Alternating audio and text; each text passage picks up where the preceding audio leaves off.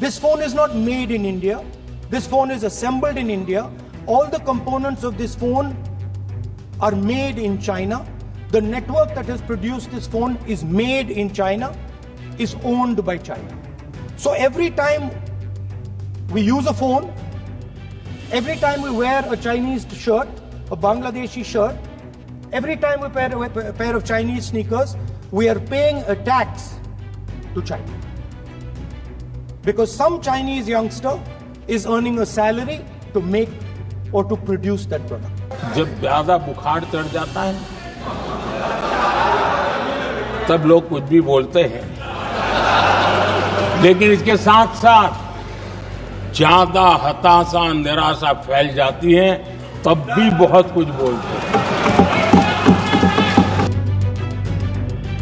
कांग्रेस के सांसद और नेता प्रतिपक्ष राहुल गांधी ने बुधवार को पीएम मोदी पर जोरदार हमला बोला।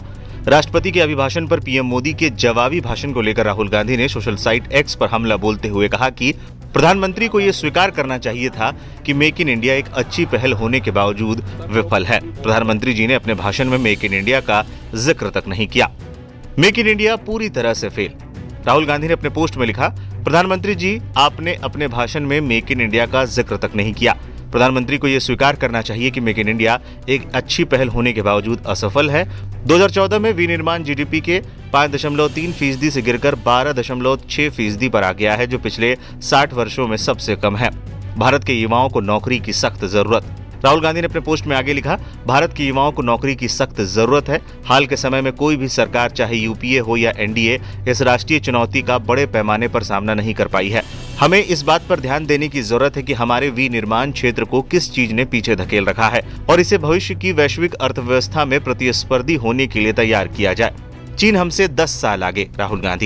राहुल गांधी ने अपने पोस्ट में आगे लिखा, भारत में उत्पादन के इस दृष्टिकोण में इलेक्ट्रॉनिक मोटर, बैटरी, ऑप्टिक्स और एआई जैसी उभरती प्रौद्योगिकियों को विशेष ध्यान दिया जाना चाहिए। ये हमारे विनिर्माण क्षेत्र को पुनर्जीवित करेंगे, अत्याधुनिक विनिर्माण क्षमता विकसित करने और हमारे लिए आवश्यक नौकरियां पैदा करने का एकमात्र तरीका है।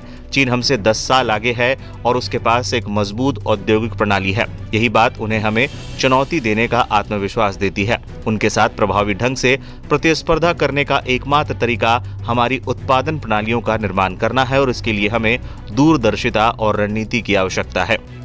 बता दें, इससे पहले मंगलवार को पीएम मोदी ने राष्ट्रपति के अभिभाषण पर चर्चा करते हुए कांग्रेस को निशाने पर लिया था। इस दौरान उन्होंने राहुल गांधी का नाम लिए बिना कई बार उन पर निशाना साधा था। राष्ट्रपति जी के भाषण की चर्चा के समय यहां विदेश नीति की भी चर्चा हुई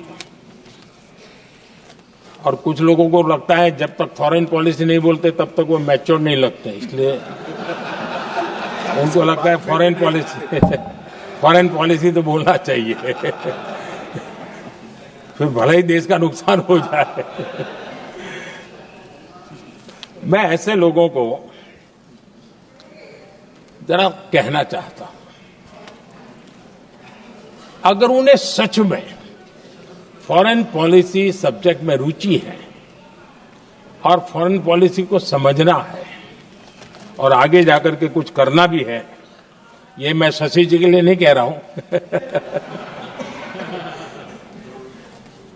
तो मैं ऐसे लोगों को कहूंगा, एक किताब जरूर पढ़ें। हो सकता है उनको बहुत फिर कहां क्या बोलना उतनी समझ हो जाएगी। वो किताब का नाम है JFK's forgotten crisis. JF Kennedy की बात है। JFK's फॉरगॉटन क्राइसिस नाम की किताब है।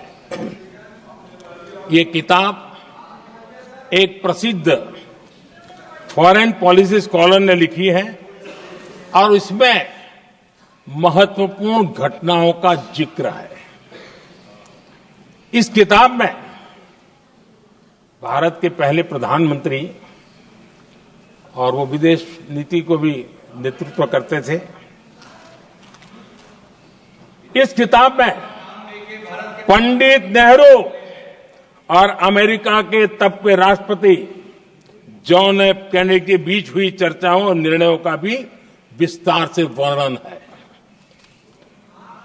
जब देश ढेर सारी चुनौतियों का सामना कर रहा था, तब विदेश नीति के नाम पर क्या खेल हो रहा था, उस किताब के माध्यम से सामने आ रहा है।